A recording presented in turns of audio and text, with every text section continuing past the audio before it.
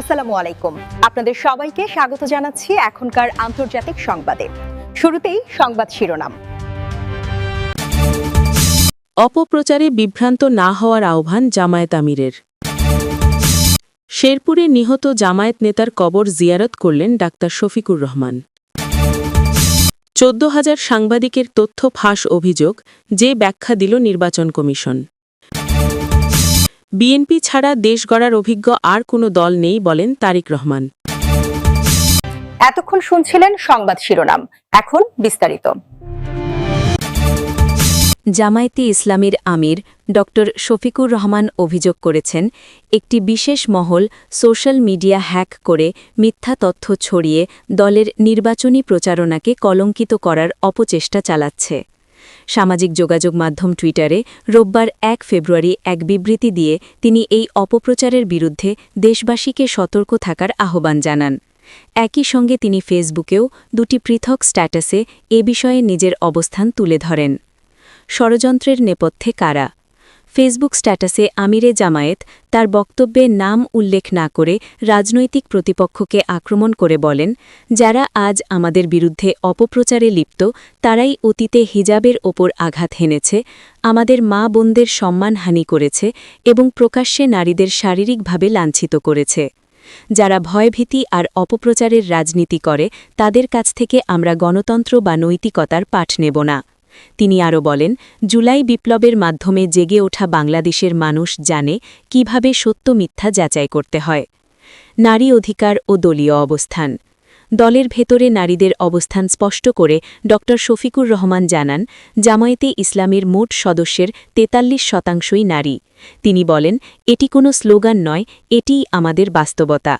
তার মতে, নারীদের শিক্ষা, স্বাস্থ্য, প্রশাসন এবং উদ্যোক্তা হিসাবে গড়ে তুলতে জামায়াত বদ্ধপরিকর। বিশেষ করে মেয়েদের নিরবিচ্ছিন্ন শিক্ষা, নিরাপদ ক্যাম্পাস, কর্মক্ষেত্রে সমান মজুরি এবং হয়রানির বিরুদ্ধে জিরো টলারেন্স নীতির কথা তিনি পুনরুল্লেখ করেন। পরিশেষে তিনি বলেন, যে জাতি নারীকে সম্মান করতে জানে না তারা এগোতে পারে না। আমরা এমন এক নতুন বাংলাদেশ গড়তে চাই যেখানে প্রতিটি মানুষের মর্যাদা ও ন্যায় বিচার নিশ্চিত হবে। অপপ্রচারে বিভ্রান্ত না হওয়ার আহ্বান জামায়াত আমিরের। শেরপুরে নিহত জামায়াত নেতার কবর জিয়ারত করলেন ডাক্তার শফিকুর রহমান। ১৪,০০০ সাংবাদিকের তথ্য ফাঁস অভিযোগ, যে ব্যাখ্যা দিল নির্বাচন কমিশন। বিএনপি ছাড়া দেশ গড়ার অভিজ্ঞ আর কোনো দল নেই বলেন তারিক রহমান। নির্বাচন কমিশনের ওয়েবসাইটে সাংবাদিকদের তথ্য ফাঁস হয়েছে এমন অভিযোগ ঘিরে আলোচনা তৈরি হলেও বিষয়টি পুরোপুরি অস্বীকার করেছে কমিশন। ইসির দাবি, সাংবাদিক ও পর্যবেক্ষকদের কার্ডের জন্য তৈরি করা ওয়েবসাইটে কিছু তথ্য অল্প সময়ের জন্য দৃশ্যমান হলেও তা কোনোভাবেই ফাঁস হয়নি, বরং সেটি ছিল সাইটের চলমান কাজের অংশ। শনিবার ৩১ জানুয়ারি ইসির ওয়েবসাইট থেকে প্রায় ১৪,০০০ সাংবাদিকের তথ্য ফাঁসের অভিযোগ ওঠার পর এ বিষয়ে ব্যাখ্যা দেন ইসির জনসম্প্রচার পরিচালক রুহুল আমিন মল্লিক। তিনি জানান, সাংবাদিকদের আপত্তির মুখে গত বৃহস্পতিবারই সাংবাদিকদের আবেদন গ্রহণের অংশটি ওয়েবসাইটে বন্ধ করে দেওয়া হয়। এরপর শনিবার পর্যবেক্ষকদের আবেদন গ্রহণের পথও বন্ধ করার প্রক্রিয়া চলছিল। এই সময় যারা আগে নিবন্ধন করেছিলেন এবং নিজেদের ড্যাশবোর্ডে লগইন করেছিলেন তারা কিছুক্ষণের জন্য অ্যাডমিন প্যানেলের অংশ দেখতে পান। সে কারণে কিছু ব্যক্তিগত তথ্য যেমন নাম বা এনআইডি নম্বর সাময়িকভাবে দৃশ্যমান হয়েছিল। তবে গুরুত্বপূর্ণ বিষয় হল সেখানে কোনো তথ্য ডাউনলোড করার সুযোগ ছিল না। রুহুল আমিন মল্লিক জোর দিয়ে বলেন, এটি তথ্য ফাঁসের ঘটনা নয়, কোনো হ্যাকিং বা অননুমোদিত উপায়ে তথ্য নেওয়ার অভিযোগও পাওয়া যায়নি। তার ভাষায়, আমাদের সাইটে কাজ চলার সময় কিছু অংশ ওপেন ছিল, কিন্তু কেউ তথ্য নিয়ে কোনো অপকর্ম করেছে এমন প্রমাণ বা অভিযোগ নেই। এদিকে ওয়েবসাইটটি নিয়ে সমালোচনারও জবাব দিয়েছে নির্বাচন কমিশন। অনেকের অভিযোগ ছিল, গুরুত্বপূর্ণ এই সাইটটি পেশাদার আইটি ফার্ম নয়, বরং কৃত্রিম বুদ্ধিমত্তা বা এআই ব্যবহার করে তৈরি করা হয়েছে। এ প্রসঙ্গে রুহুল আমিন মল্লিক বলেন, সাইটটি ইসির নিজস্ব প্রোগ্রামাররাই তৈরি করেছেন।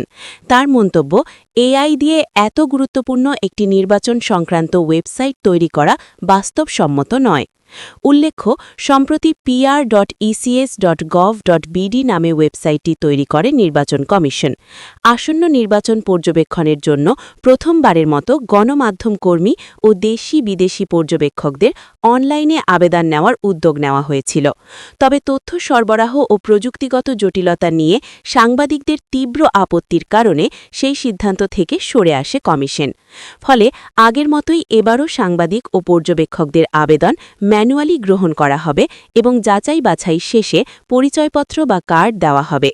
ইসি সূত্র জানিয়েছে, আগামী 12ই ফেব্রুয়ারি অনুষ্ঠিতব্য গণভোট এবং সংসদ নির্বাচনের জন্য চলতি সপ্তাহের মধ্যেই পাস ইস্যু করা হতে পারে। এবারের নির্বাচনে প্রায় ৬৭,৫০০ দেশি পর্যবেক্ষক ভোট পর্যবেক্ষণ করার কথা রয়েছে।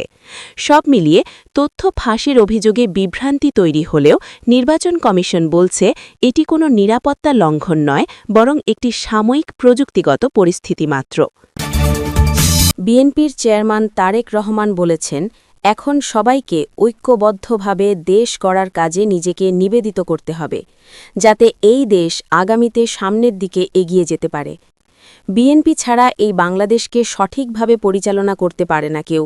অভিজ্ঞতা সম্পন্ন এরকম কোনো রাজনৈতিক দল নেই।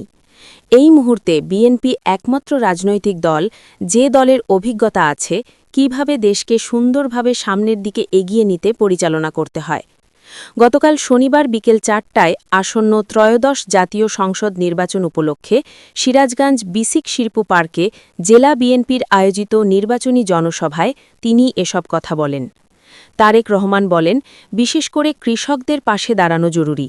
তারা প্রতিনিয়ত কষ্টের মধ্য দিয়ে দেশের অর্থনীতিকে সচল রাখছেন। যুব সমাজের জন্য কর্মসংস্থান সৃষ্টি করাও আমাদের দায়িত্ব। তিনি আরও বলেন, সামনে আমাদের অনেক কাজ করতে হবে। যদি দেশের ২০ কোটি মানুষকে একসাথে নিয়ে সামনের দিকে এগিয়ে যেতে হয়, তাহলে সবাইকে ঐক্যবদ্ধ থাকতে হবে। সিরাজগঞ্জ ও পাবনার ঐতিহ্যবাহী তাঁত শিল্পকে বিশ্বের বিভিন্ন দেশে রপ্তানির উদ্যোগ নেওয়া হবে। যুবকদের দক্ষ করে তোলার জন্য আইটি সেন্টার সহ বিভিন্ন প্রতিষ্ঠান গড়ে তোলার পরিকল্পনা রয়েছে। তারেক রহমান আরও বলেন, আমরা যদি তাঁত বা লুঙ্গির কথা বলি, তাহলে চোখের সামনে ভেসে ওঠে সিরাজগঞ্জ ও পাবনার এলাকা। এই এলাকার মানুষ তাঁত শিল্পের সাথে জড়িত। ক্ষমতায় গেলে সিরাজগঞ্জের তাঁত শিল্পের উৎপাদিত পণ্য সারা বিশ্বে ছড়িয়ে দিতে পারব ইনশাআল্লাহ।